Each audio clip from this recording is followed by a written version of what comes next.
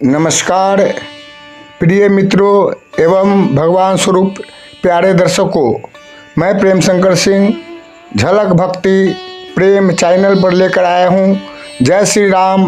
अहंकार में तीनों गए, धन वैभव और वंश यकीन न आए तो देख लो रावण कौरव कंस।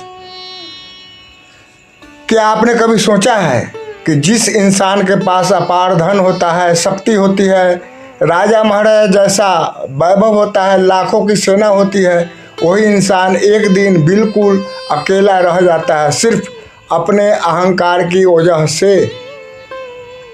अहंकार वो जहर है जो इंसान को राजा से रंग बना देता है। और आज हम जानेंगे 3 ऐसे महान और शक्तिशाली व्यक्तियों की सच्ची कथा जिनका विनाश सिर्फ और सिर्फ उनके अहंकार ने किया। रावण, जिसे वेदों का ज्ञाता कहा गया, कौरव, जिनके पास अपार साम्राज्य था, और कंस, जो स्वयं भगवान के सामने चुनौती बन बैठा। लेकिन अंत वही हुआ जो अहंकारियों का होता है। रावण, ज्ञान और अहंकार का टकराव। परिचय। रावण कोई साधारण राक्षस नहीं था, वो शिव भक्त था। वह ब्राह्मण कुल में जन्मा था, उसे वेद शास्त्र कंठस्थ थे और उसने स्वर्ग तक पर चढ़ाई कर दी थी। रावण की लंका सोने की थी, तकनीक से परिपूर्ण और शक्तिशाली सेनाओं से भरी हुई। रावण का पतन कैसे हुआ? जब उसने सीता माता का हरण किया। वह जानता था कि वह राम की पत्नी है, लेकिन उसका अहंकार कहता था, मैं ब्रह्मांड का सबसे शक्तिशाली हूँ, मुझे कोई नहीं हरा सकता।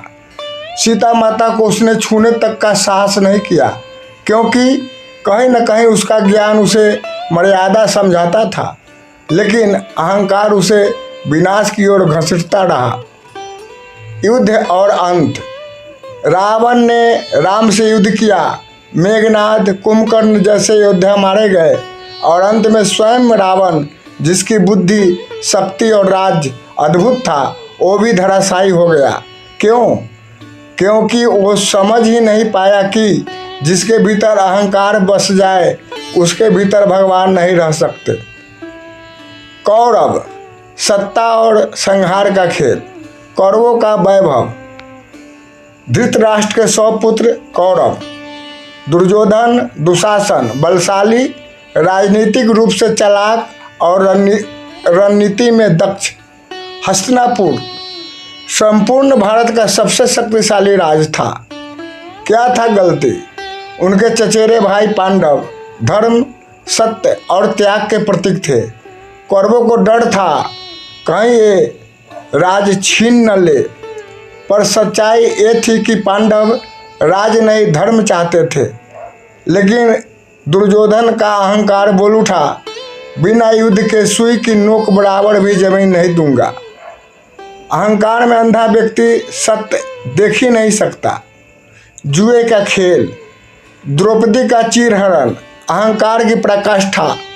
भगवान श्री कृष्ण स्वयं उस सभा में द्रौपदी की लाज बचाने आए। ये संकेत था कि अधर्म की गिनती शुरू हो चुकी है। महाभारत धर्म युद्ध।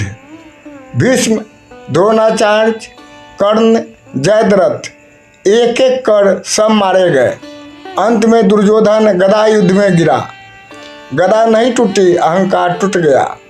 संदेश साफ था, जिसका आधार अधर्म हो उसका अंत निश्चित होता है, चाहे वह कितनी भी शक्ति क्यों न रखता हो। कंस भगवान को मानने चला था जो। कंस का जन्म और चरित्र। कंस मथुरा का राजा था और बहन देवकी से अत्यंत प्रेम करता था। जब देवकी की शादी वासुदेव से हुई, आकाशवाणी हुई, हे कंस, 8वां पुत्र तेरा संहार करेगा। प्रारंभ होता है अत्याचार। कंस का प्रेम भय में बदल गया और भय बन गया अहंकार। उसने बहन के 8 पुत्रों को मार डाला। वह सोचने लगा कि वह भाग को भी मिटा सकता है, लेकिन किसे मारना चाहता था वो? विष्णु के अवतार श्री कृष्ण को। श्री कृष्ण का जन्म और उन्हें गोकुल भेजा गया। कंस ने कई राक्षस भेजे, पुतना, सक्टासुर, तिरनावर्त, लेकिन हर बार कृष्ण ने बचपन में ही उनका नाश कर दिया। मथुरा का अंत। कृष्ण और बलराम ने कंस को द्वंद्व युद्ध में हराया। कंस जो एक समय मथुरा का सम्राट था, आज एक मृत शरीर था। क्यों? क्योंकि अहंकार ने उसे अंधा कर दिया था। वो ये भूल गया कि भगवान से युद्ध जीतने का कोई मार्ग नहीं। तीनों की कहानी एक जैसी क्यों? रावण शिव भक्त होकर भी अहंकारी था।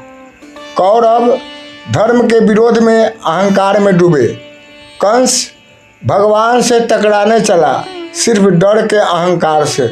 और अंत, तीनों का वंश समाप्त, तीनों का वैभव नष्ट और तीनों का नाम इतिहास में विनाश के प्रतीक के रूप में दर्ज। शिक्षा और आज का संदेश। आज भी समाज में छोटा रावण, नया कंस और आधुनिक दुर्योधन हमारे भीतर जीवित है। हर बार जब हम किसी को नीचा दिखाते हैं, किसी सच्चे व्यक्ति का अपमान करते हैं, अपने धन, ज्ञान या पद का घमंड करते हैं, तो याद रखें, अहंकार सिर्फ शरीर को ही नहीं, आत्मा को भी जला देता है। समाधान क्या है? विनम्रता, सेवा भाव, सच्ची भक्ति और राम का नाम। अगर जीवन में कुछ सहेज कर रखना है तो धन या सत्ता नहीं, विनम्रता और प्रेम रखिए। अहंकार आए तो रावण का अंत याद करिए। जब मन शक्ति पर इतराने लगे तो महाभारत का युद्ध याद करिए। और जब खुद को ईश्वर से बड़ा समझने लगे तो कंस का हश्र जरूर याद करिए। जय श्री राम, जय श्री कृष्ण, जय श्री हनुमान, सीताराम हनुमान, राम राम।